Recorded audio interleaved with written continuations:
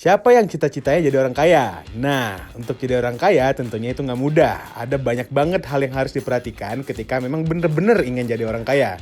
Banyak banget yang mencita-citakan, tapi nggak banyak yang berhasil untuk mencapai. Entah memang takdir atau memang tidak disiplin. Tapi jadi kaya itu nggak akan pernah terjadi dalam waktu semalam. Pasti ada proses panjang yang harus dilewati seseorang. Dan proses tersebut berat banget, kecuali kalian menang lotre. Nah, gue punya beberapa kebiasaan yang mungkin anak usia muda masih melakukannya. Dan kebiasaan ini menghambat jalan kalian untuk menjadi orang kaya. Dan ini gue lihat dari salah satu artikel dari IDN Times. Terima kasih buat penulis. Karena menurut gue ini benar banget. Yang pertama, gak berinvestasi. Investasi ini adalah salah satu cara buat mencapai kekayaan. Dan proses investasi itu tentunya panjang.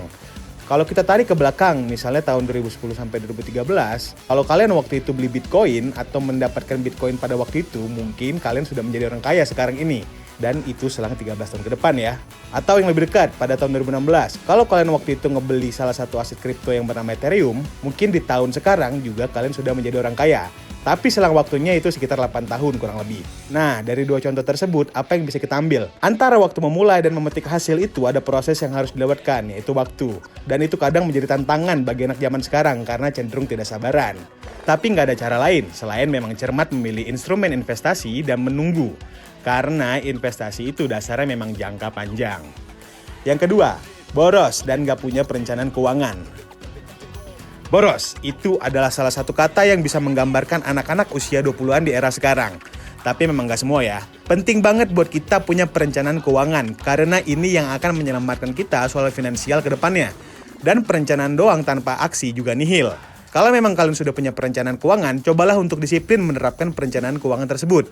Karena sejatinya orang kaya itu pasti punya perencanaan keuangan.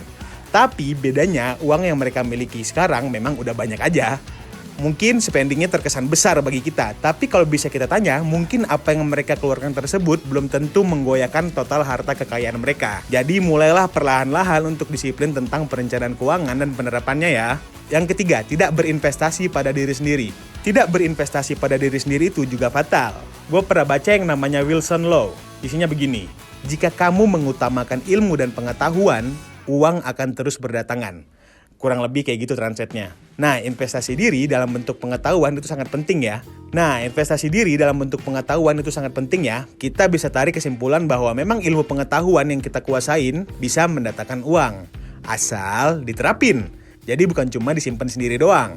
Jadi memang harus dibagikan dan dimanfaatkan untuk mendatangkan hal baik ke hidup kita. Yang keempat, tidak mampu mengelola hutang dengan baik. Nggak bisa tutup mata, anak usia 20-an sekarang cukup dekat dengan hutang. Dengan adanya paylater, pinjol, dan lain-lain, itu membuat kita kadang tergiur dengan limitnya. Tapi yang kadang kita lupa adalah perencanaan keuangan kita. Kadang kita memang bisa berutang, tapi biasanya bukan pada hal-hal yang bentuknya konsumtif. Tapi jika itu memang diperlukan, gue rasa itu bukan hal yang bisa diganggu-gugat ya. Dan sebaiknya memang kita lebih bijak untuk mengelola hutang dengan baik. Dan berhutang hanya untuk hal-hal yang memang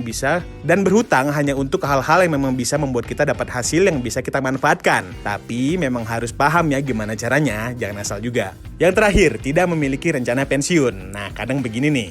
Mulai dulu, tapi nggak tahu mau berhenti kapan. Tahu kapan berhenti itu penting, biar kalian punya waktu untuk menenangkan diri dan sedikit lebih banyak menikmati hidup kalian. Karena hidup nggak cuma kerja doang, jadi take your time untuk lebih menikmati waktu hidup kalian. Nah, jadi kebiasaan mana nih yang masih sering kalian lakukan? Coba dong ngobrol-ngobrol di komen.